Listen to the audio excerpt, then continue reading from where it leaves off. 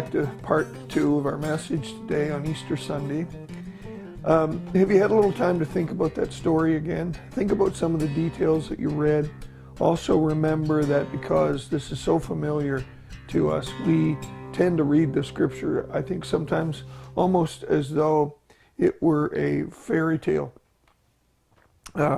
We read this story about an earthquake and an angel coming down, breaking the Roman seal on the tomb and rolling the stone away and then sitting on it in defiance of Rome and those highly trained soldiers, almost saying, okay, what are you going to do now? What now?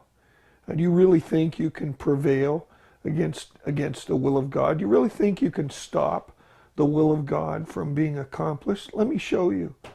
And the reaction, of course, the soldiers, they were so afraid. It says they shook and they became as dead men. I would read they fainted from fear. Do you realize the power that there is in knowing Christ? There are many people who know him religiously. And maybe all of us tend to drift into that from time to time in our own lives, where we become so familiar with the scriptural stories and we become so familiar with business as usual on Sundays that it becomes kind of like a subcultural counter talk that we share in among other people who've had the same level of exposure to this thing as we do. But there's power. As a matter of fact, the book of Romans, I think it's 1:16 says, Paul writes, "For I am not ashamed of the gospel, for it is the power of God unto salvation." And that power is a power that's still working its way out in the world today. We don't fully grasp the nature of that at all times. We see glimpses of it here and there. When I read about the story of the earthquake, it makes me think of how creation itself is tied with the unfolding will of God in our lives.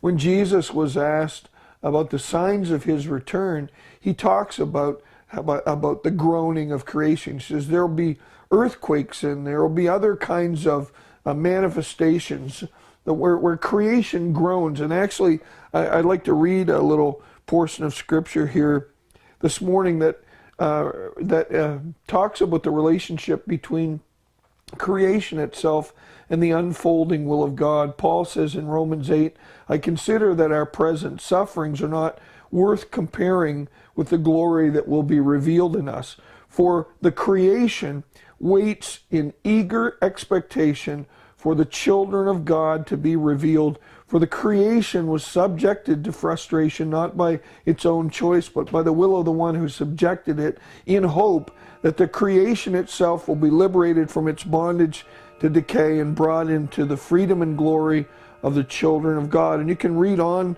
through Romans chapter 8 for further description about that relationship between creation and the unfolding will of God. So when Jesus died, there was darkness that came over the land. There was an earthquake and rocks split. And now when this angel comes to the garden and rolls away the tomb, there's another earthquake, as though creation is saying, yes, we're in this together. And, in the world in which we live today, in some ways, the COVID-19 thing, I don't believe for 1 minute that it is any expression of judgment of God, but at all, I don't believe that. But I believe that creation shares in our experience of God with us. Creation, the first 6 days of creation, whether you believe them to be literal or not, man was the crowning act of creation, but we're tied to this created world around us. It bears the image of God in some ways, just as we do. If you read in Romans chapter 1, you read the verses where it says his invisible qualities we can understand God from everything that's made. I'm messing up that quotation right now, but I don't have it at handy. You can read it in Romans chapter 1. But God's qualities are demonstrated in creation, His power. I was to Stanley's Beach this morning, and that's a beach that's been ravaged by the ocean lately. They put in some big rocks there along the seawall to try to stop that. But when I went down there, I saw all kinds of smaller rocks, almost that they were blown back onto the parking lot by the force of the waves crashing on those rocks that had been placed there. Creation is a powerful, powerful thing we live in, and we don't have any control over it.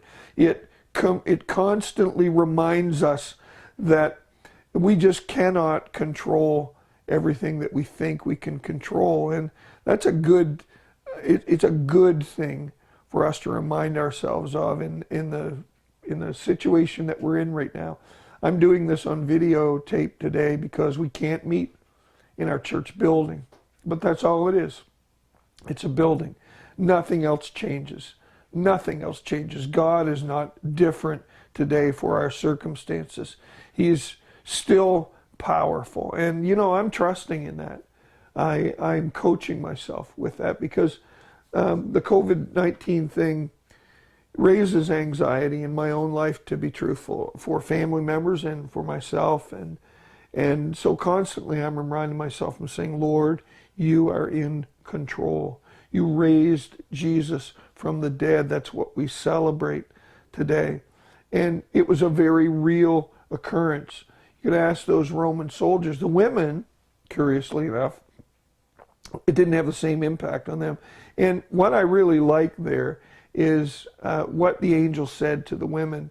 He said this, he says, "Fear not, because I know that you are looking for Jesus." What a great statement. Fear not, because I know that you're looking for Jesus.